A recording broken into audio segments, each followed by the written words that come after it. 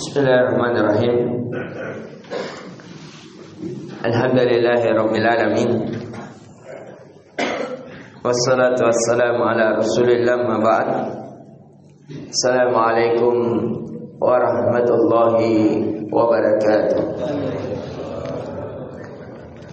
Alhamdulillah, kita kembali memuji dan mengagungkan Allah Subhanahu wa taala, alladzi ahyana ba'dama amatana wa ilaihin nusyur, yang telah menghidupkan kita setelah mematikan kita, dan hanya kepadanya lah kita akan dikembalikan. Kemudian di pertemuan kali ini, sebagaimana di pertemuan sebelumnya, kita telah mengkaji dari kitab bagaimana menjadi terbaik. Karena hidup ini bukan kita hanya hidup untuk makan dan minum. Kita hidup bukan untuk hanya bermegah-megahan dan memiliki istri sebagaimana binatang ternak. Akan tetapi hidup ini tujuannya untuk ibadah. Dan ibadahnya bukan hanya ibadah biasa, akan tetapi sebaik-baik ibadah, sebaik-baik amalan. Itulah yang Allah katakan di dalam surah Al-Mulk, alladzi khalaqal mauta wal hayata liyabluwakum ayyukum ahsanu amala. Dialah Allah yang telah menciptakan kehidupan dan kematian agar menguji kalian siapa yang paling terbaik amalannya di antara kalian. Kemudian alhamdulillah, di pertemuan sebelumnya kita telah mengkaji agama yang terbaik, salat yang terbaik, doa yang terbaik, puasa yang terbaik, kesibukan yang terbaik. Kemudian di pertemuan kali ini kita akan mengkaji dari afdalus sadaqat, sedekah yang terafdal. Tentunya dalam kehidupan seorang hamba itu senantiasa bersedekah. Karena setiap kata Nabi sallallahu alaihi wasallam, kullu ma'rufin sadaqah. Setiap kebaikan adalah sedekah. Ucapan yang baik adalah sedekah. Pandangan yang baik adalah sedekah. Pendengaran yang baik adalah sedekah. Rukuk sujud seorang hamba adalah sedekah. Doa seorang hamba adalah sedekah. Segala kebaikan, amar ma'ruf, nahi munkar, itu semuanya sedekah. Akan tetapi yang dimaksudkan sedekah di sini, yang diinginkan oleh Nabi sallallahu alaihi wasallam adalah sedekah harta, sedekah bantuan.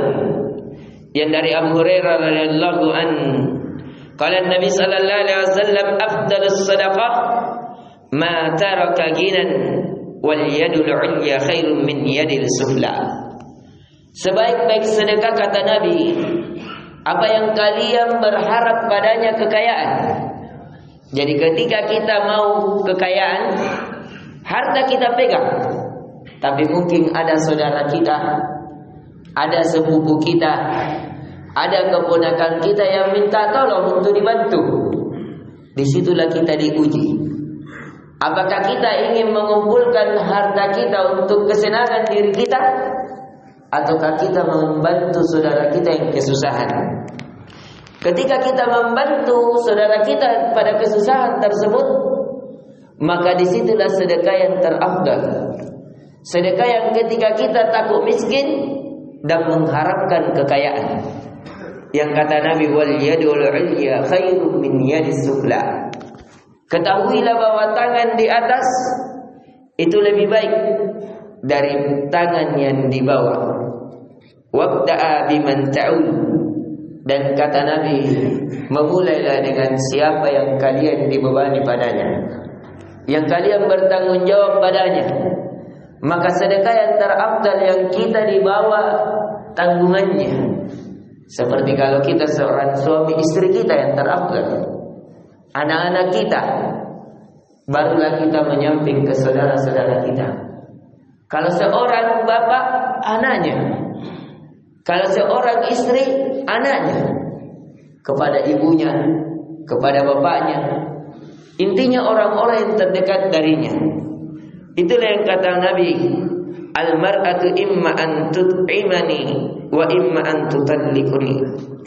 Kemudian dari Sauban yang kata Nabi sallallahu alaihi wasallam, afdalu dinari yunfiquhu ar-rajul ala iyadihi thumma ala nafsihi.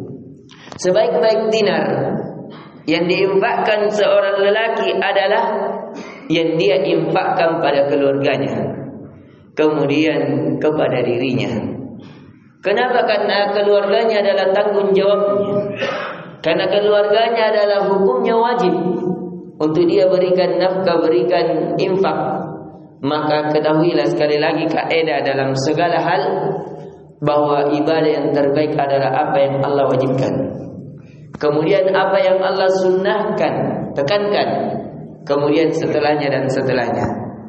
Tsumma fisabilillahi, tsumma ala ashabi fisabilillah.